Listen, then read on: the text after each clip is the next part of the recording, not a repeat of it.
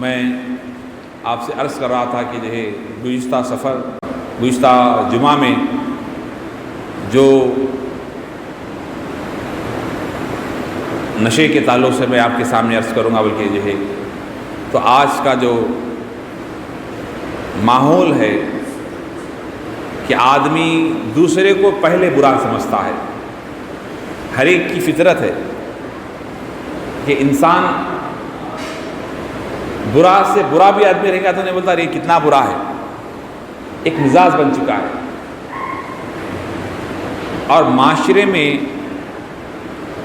بھلائی انسان کے لیے، جیسے کہ آپ اور ہم سبھی واقف ہے کہ آدمی اپنی ذاتی زندگی سے زیادہ اس کو مسئلے مسائل جو ہے باہر سے آتے ہیں۔ کوئی آدمی اگر اکیلا تنہا رہتا ہے تو اس کو اتنا اذیتیں، اس کو ذہنی تناؤ، ذہنی ڈپریشن میں نہیں جاتا، لیکن جب وہ سوسائٹی میں رہتا ہے تو اس کو کئی مسائل سے اس کو جو ہے گزرنا پڑتا ہے۔ اللہ کے نبی صلی اللہ علیہ وسلم نے فرمایا کہ خاموشی میں سلامتی ہے، جو خاموش رہا وہ سلامتی میں رہا۔ کہا تم کم گفتگو کیا کرو جس سے مصیبتیں کم آیا کریں، یعنی زیادہ گفتگو کرنے والے کے ساتھ مشکلیں زیادہ آیا کرتی ہیں، اور جب چار لوگوں میں بیٹھے تو خاموشی اختیار کرو، فضول گفتگو سے بچو۔ یہ اسلامی تعلیمات ہے، بیکار کی باتیں مت کرو، جب بھی بات کرو تو جو ہے سچ بولا کرو۔ حدیث پاک کا مفہوم ہے کہ روز آنا اللہ کی بارگاہ میں زبان رب سے التجا کرتی ہے۔ آدمی کی جو زبان ہے رب سے التجا کرتی ہے کہ اے اللہ اس کو، اس کے جسم کو، اس کو جو ہے اللہ نیک توفیق دے، سلامت رکھ، تاکہ مجھے غلط الفاظ نہ کروائے، تاکہ یہ زبان کی طرف سے جسم اس کا جو ہے نا پورا مکمل سزا پاتا ہے۔ تو زبان رب کی بارگاہ میں فریاد کرتی ہے۔ حضرت علی بن ابو طالب کرم اللہ وجہ الکریم فرماتے ہیں کہ زبان کو جو غور کر لیا، 32 دانتوں میں رہ کر، پورے دانتوں کے درمیان زبان رہ کر جو ہے 1 سیکنڈ کے لیے اگر زبان دانت کے درمیان آ جائے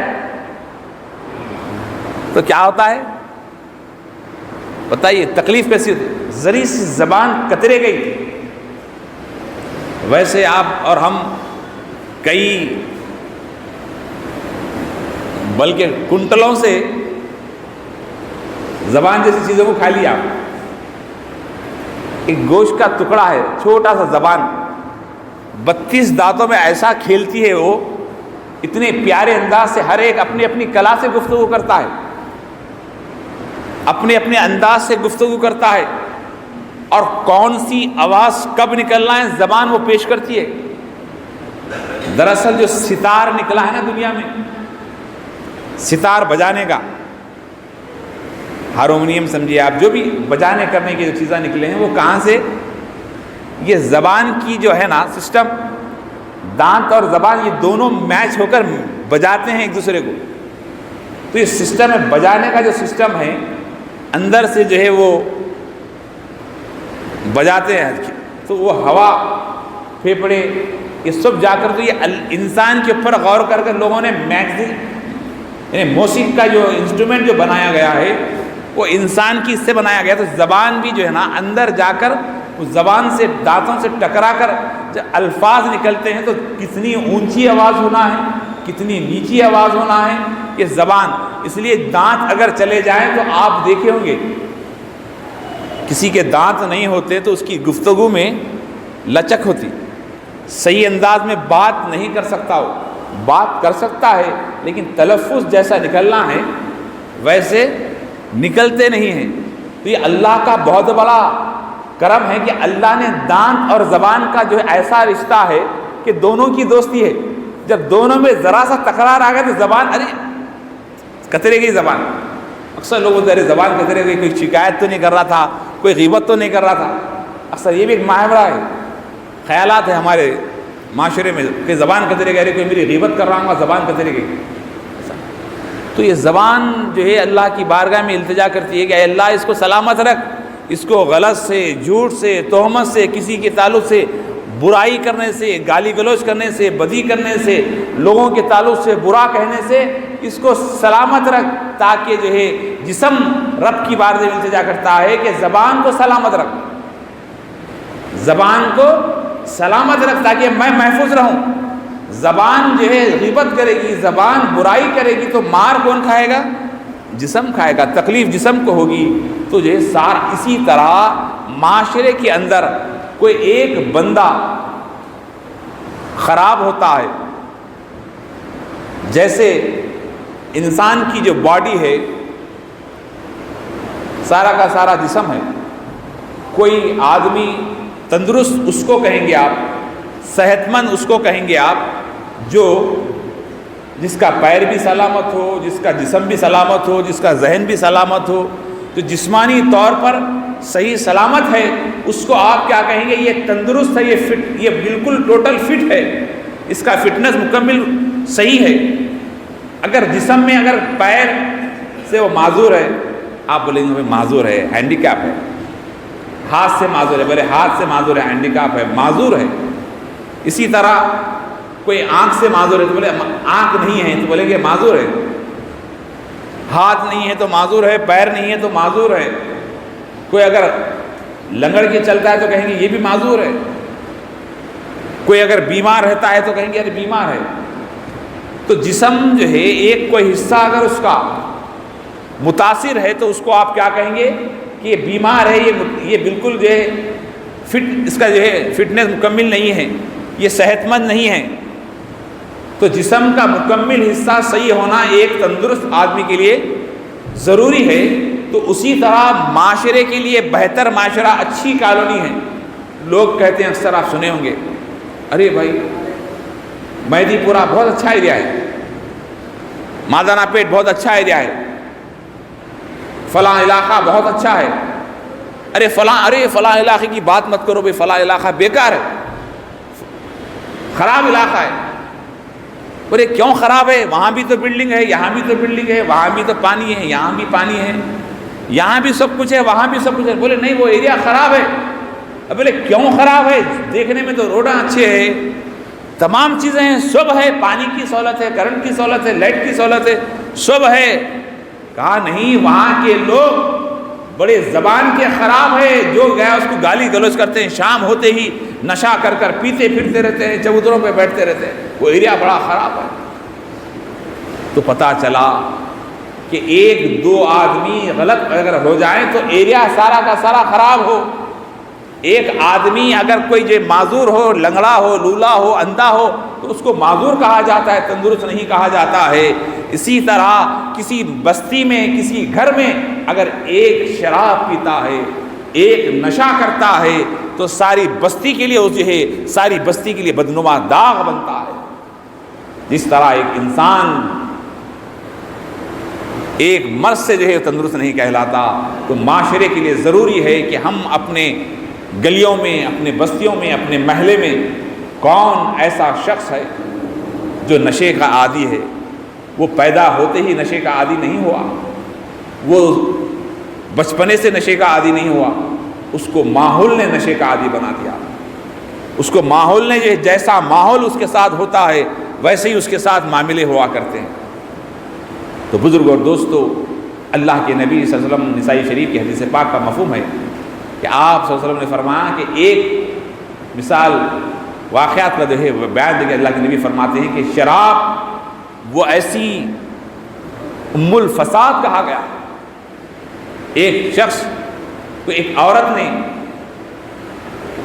نوجوان پر عاشق ہوئی اور اسے جو ہے اکیلے میں پایا اور اس کو جو ہے اپنی طاقت کی بنیاد پر اسے روک لیا اور کہا کہ جس کے سامنے ایک شراب رکھی گئی اور خود کو پیش کیا اور ایک بچے کو قتل کرنے کے لیے کہا گیا. یہ تینوں میں سے ایک جرم تمہیں کرنا ہوگا ورنہ میں تمہیں چھوڑوں گی نہیں, تمہیں بدنام کر دوں گی.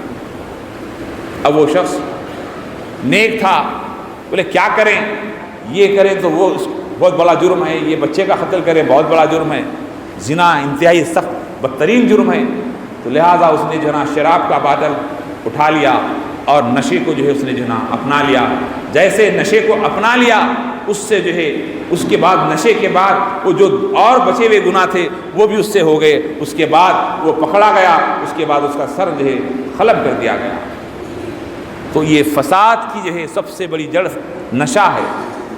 اور ہم سمجھ رہے ہیں کہ نشہ ہم کو کیا ضرورت ہے بھائی اس گفتگو, ہم تو نہیں کر رہے نا, ہم تو نہیں پی رہے. نہیں, آپ کی ہماری ذمہ داری ہے کہ ہمارا نوجوان بچہ کون سی صحبت میں ہے, کیسے لوگوں کی صحبت میں. یہ نشہ ڈائریکٹ شراب نہیں پیتا آدمی,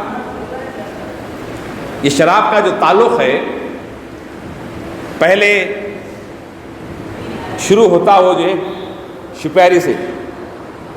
اکثر اب بچوں کو آپ دیکھتے رہتے ہوں گے, 4-5 بچے مل کے جو نا, میں دیکھا اکثر جو ناچیز کا جو ہے جو بلکہ تجربہ تو نہیں کہہ سکتا ہوں, جو ماحول سے نظروں سے جو دکھا ہے, میں آپ سے عرض کروں کہ جو بچے چکنی شپیری بلکہ جو نا کھاتے ہیں وہ خالی کھا رہے ہیں, سب مل کے کھا رہے ہیں, تھوک رہے ہیں. تو وہ کھاتے کھاتے کیا کرتے ہیں انہوں جو نا سیکنڈ اسٹیپ اس کا گٹکے پہ جاتا. پہلے 1 روپیہ 4 آنے 8 آنے کی جو بھی شپیری ہے وہ کھا لیتے سیٹی ویٹی. اس کے بعد انہیں ایک جنا بولتا, کیونکہ وہ جو ہے اپنے والد کو دیکھتا, جو والد کے لیے وہ جو ہے گٹکا لاتا, جو والد کے لیے سگریٹ کی ڈبی لاتا, وہ جو ہے شخص ویسا شخص زیادہ اس میں جو ہے نا ملوث ہونے کی جو ہے نا امکانات ہیں. ویسے سب نہیں ہیں, بعض لوگ ان کے والدین سگریٹ کے نشہ کرتے ہیں, سگریٹ کا شوق کرتے ہیں, جو بھی کرتے ہیں ان کے بچے بڑے نیک نکلے ہیں, متقی پرہیزگار بھی نکلے ہیں, امام نکلے ہیں, موذن نکلے ہیں, بہت قابل لوگ نکلے. تو وہ بچہ جو ہے شپیری کھاتے کھاتے وہ گٹکے پہ جاتا, گٹکا کھاتے کھاتے اس کے بعد اس کی ترقی سگریٹ سے ہوتے ہوئے وہ جو ہے شراب اکثر ولیموں کی دعوتوں میں نے دیکھا, لوگوں نے مجھ سے آ کر کہا حضرت آپ ولیمے میں آ کے گئے تھے فلاں, جانے کے بعد کیا ہوا معلوم, وہاں پہ آرکیسٹرا ہوا اور آرکیسٹرا کے پیچھے اسٹیج کے پیچھے شراب کے ٹیبل رکھا گیا. آپ وہ دعوت میں کیوں ہوئے؟ ارے آپ کو معلوم تھا کیا رخے میں لکھا ہوا تھا یہ دعوت, یہ رخے میں جو ہے کھانا ہے, کھانے کے ساتھ میں شراب بھی ہے, دعوت ہے, دعوت کا قبول کرنا سنت ہے, ہم چلے گئے. ارے آپ جانے کے بعد ہوا تو میں بیٹھنا تھا وہاں تک. اب ایسا ہو گیا لوگوں کو کہ مذہبی لوگ ٹھیکیدار بنا دیے, اگر کہیں برائی ہو رہی تو یہ لوگوں کی طرف سے ہو رہی, انہوں روک رہے نہیں, کیا کریں گے.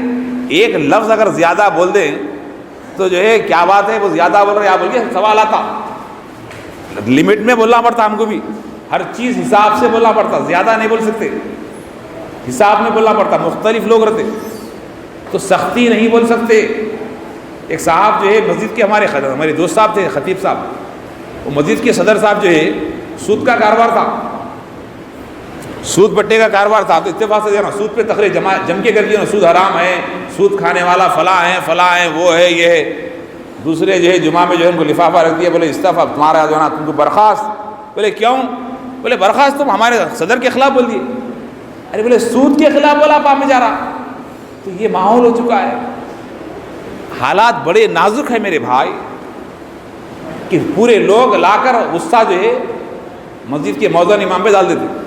تو یہ بہت بڑا مجاہدہ ہے. 5 وقت کوئی نماز پڑھ کے بتاؤ جماعت سے, پڑھ سکتے نہیں پڑھ سکتے, کبھی جو نا 1 رکعت چھوٹی کبھی 2 رکعت چھوٹی. ایک امام جو 5 وقت نماز پڑھا رہا ہے وہ بہت بڑی ذمہ داری ہے.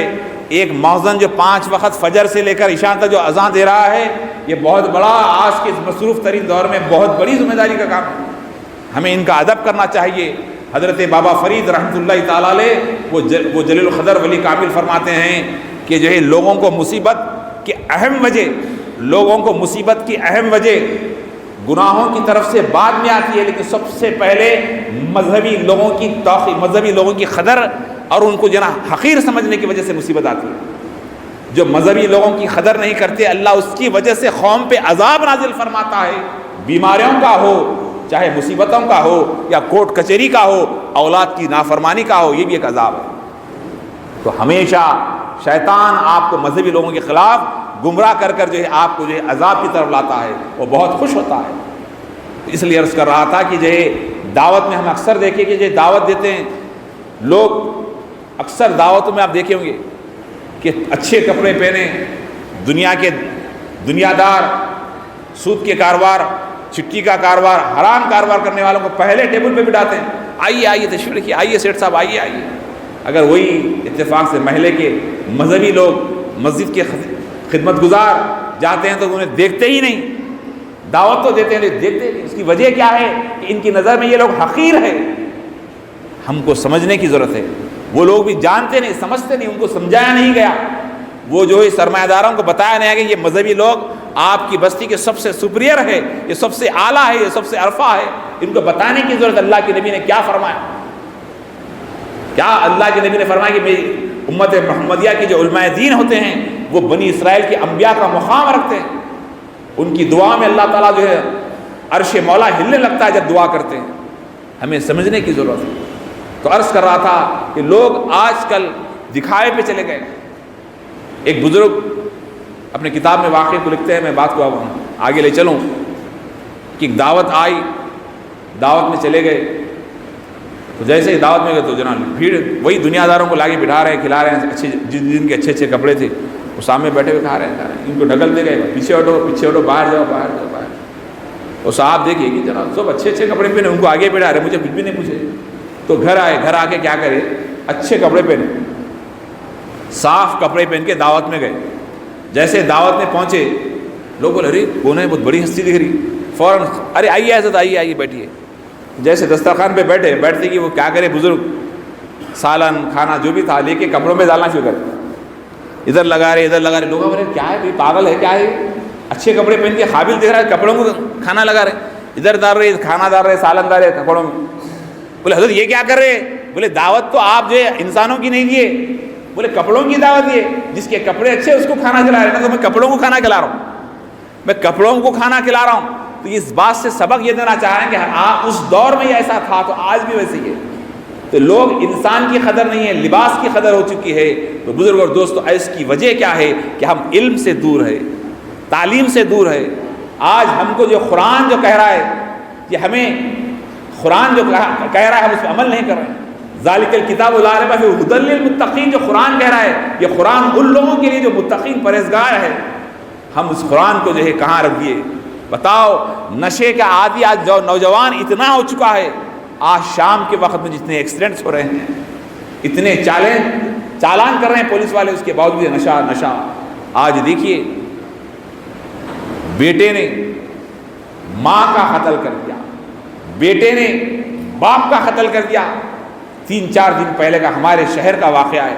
ایسے بڑے بڑے گاڑیاں ہیں، اہل حدیث سے تعلق ہے، بولا اہل حدیث سے رہو، کوئی سے بھی رہو، مسلمان تو ہے، جو لوگ باپ کو جو ہے قتل کر دیے۔ بھائی خاص باپ کا قتل ہوا شہر حیدرآباد کے اندر، اور مرنے والا بھی داڑھی والا، مارنے والے بچے ہنس رہے ہیں، جیل کو جاتے پولیس والوں کے سامنے ہنس رہے ہیں۔ بتاؤ جو غیر مذہب کے ہمارے برادران وطن ہیں وہ کیا سمجھیں گے کہ دیکھو یہ لوگ کیسا کر رہے ہیں، جس سے پیدا ہوئے اس کو قتل کر رہے ہیں۔ اس کی ذمہ داری کیا ہے کہ ان کے اندر اس کے پیچھے سب سے بڑا راز کیا ہوتا ہے کہ حلال و حرام کی جو پرہیز نہیں کرتے، حرام لقمہ جب اندر جاتا ہے نہ باپ کی قدر ہوتی ہے، نہ بیٹے کی قدر ہوتی ہے، نہ کوئی رشتے کی قدر ہوتی ہے۔ حرام سے بچنے کی ضرورت ہے بزرگوں اور دوستوں، حرام سے بچنے کی ضرورت ہے۔ ماں کوئی سوچ سکتا بتائیے کہ باپ کا قتل بیٹے کریں گے؟ ارے وہ باپ جو جنت کا بیچ کا دروازہ ہے، وہ باپ جس کو جو رات دن محنت کر اس کا ایک ہی مقصد ہوتا ہے کہ میرا بچہ قابل ہو، میرا بچہ قابل ہو، میرا بچہ قابل ہو، اپنی جوانی لٹا دیتا ہے، اپنی زندگی لٹا دیتا ہے۔ کوئی اگر کام کرنے والا ملازم کسی سیٹ کے پاس ہے، وہ سیٹ کے باتاں سنتا ہے، گالی سنتا ہے، سیٹ کے جھڑکی سنتا ہے، سیٹ کی زیادتی کو برداشت کرتا ہے، ٹائم ایکسٹرا ہوا تو بھی محنت کرتا ہے، جھاڑو جھٹکا کرتا ہے تاکہ میرے بچے کی اسکول کی فیس بھر دی جائے، میرے بچے کا جو ہے مستقبل بہتر ہو۔ جو اپنا باپ اپنے بیٹے کے لیے جو ہے اپنی جوانی لٹاتا ہے، اپنے عیش و آرام کو چھوڑتا ہے، سعودی عرب جاتا ہے، امریکہ جاتا ہے، کہاں کہاں جا کر سالوں اپنے وطن کو چھوڑ کر جو ہے اللہ کو راضی کرنے کے لیے، اپنے بچوں کی صحیح تربیت کے لیے بچوں کو سدھارنا چاہتا ہے۔ جب وہ بچوں کو سدھارنا چاہتا ہے، وہ بچے جب جو ہے بڑے ہوتے ہیں اس سے جو ہے والد پہ ہی جو ہے حملہ کر کے قتل کر رہے ہیں، ایسا ماحول ہے۔ تو ہمیں شدت سے اپنے بچوں پہ نظر رکھنے کی ضرورت ہے، کہیں اپنی بچی غیر مسلم کے ساتھ تو نہیں جا رہی ہے، ہماری بچی کالج کے نام پہ جا رہی، کہاں جا رہی نظر ہونا چاہیے، ہمارے بچے کے شوق کیا ہے، کیسا ماحول ہے، کیسے لوگوں کی صحبت میں بیٹھ رہا ہے، اس پہ گہری نظر رکھنے کی ضرورت ہے۔ آج جگہ جگہ پہ جو ہے حرام کی جو ہے چیزیں سامنے ہیں، آپ کی ہماری ذمہ داری ہے بزرگوں دوستو، اگر ہم ان نسلوں کی حفاظت نہیں کریں گے یقین جانیے تباہی بربادی مقدر بن جائے گی۔ آج ہمارا ماحول اتنا وہ ہو چکا ہے کہ بچے اسکول کو تو جا رہے ہیں لیکن کوئی بچہ 10th کلاس میں فیل ہو جا رہا ہے، کوئی انٹر میں فیل ہو رہا ہے، کوئی جو ہے ڈگری نہیں کر سک رہا ہے۔ آج دیکھیے لوگ کیسا رات بھر پڑھ رہے ہیں، آج ہم راتوں میں رات دیر گئے تک جگنا اور صبح دیر ہوئے تک سونا، یہ مسلمانوں کا مزاج بن چکا ہے۔ ایسی قوم ترقی کب کرے گی؟ آپ کی ہماری ذمہ داری ہے کہ ہم اپنی نسلوں کی حفاظت کریں۔ بہت سارے باتیں ہیں لیکن نشہ حرام ہے، اس نشیلی چیزوں سے بچنے کی ضرورت ہے۔ ہمیں اللہ کے نبی صلی اللہ علیہ وسلم نے جس وقت قرآن میں مکے میں شراب حرام نہیں ہوئی تھی، مدینہ ہجرت کرنے کے بعد اللہ کے نبی شراب حرام ہو گئی، تو اللہ کے نبی صلی اللہ علیہ وسلم کے ایک صحابی سورہ فاتحہ کے بعد دوسرا سورہ جب پڑھنے لگے قل یا ایھا الکافرون، تو انہوں نے سورہ غلط پڑھا، تو اس کے بعد اللہ کے نبی صلی اللہ علیہ وسلم کے پاس صحابہ کرام آئے اور اللہ کے رسول نے جو ہے انتظار میں تھے کہ اپنے طرف سے کچھ نہ کہیں، اس لیے کہ لوگ نئے نئے اسلام میں آ رہے تھے، کہیں شدت زیادہ بوجھ ڈالنے سے لوگ اسلام کے دور نہ ہو جائیں، اس لیے آپ نے جو ہے انہیں آہستہ آہستہ تلقین کی۔ لیکن قرآن نازل ہوا، شراب کو جب حرام قرار دیا گیا تو صحابہ کرام کے پاس سالوں پرانی شراب گھڑوں کے اندر جمع ہوا تھی، قیمتی جو ہے ایسے برتن میں شراب جمع تھی۔ اللہ کے نبی نے کہا اللہ نے شراب کو حرام قرار دیا گیا ہے، تو صحابہ کرام شراب کو ایسے بہا دیے کہ مدینے کی گلیوں میں جو ہے راستوں سے شراب پانی کی طرح بہتی، اور اللہ کے نبی نے کہا برتن کو بھی پھوڑ دو۔ صحابہ نے کہا یا رسول اللہ برتن بڑے قیمتی ہے، کہا تم برتن کو دیکھو گے تو شراب یاد آئے گی، لہذا اس کو پھینک دو۔ تو صحابہ کرام نے برتن کو پھینک دیا۔ مسلمانوں آج ہم کو چاہیے کہ حرام جو حرام چیزیں ہیں اس سے ہم پرہیز کرنا چاہیے۔ حرام چیز کبھی آپ کا مقدر بہتر نہیں کر سکتی ہے، تباہی بربادی کا ذریعہ ہے۔ اللہ کی بارگاہ میں دعا ہے اللہ تعالیٰ کہنے سے زیادہ سننے سے زیادہ عمل کی توفیق عطا فرمائیں۔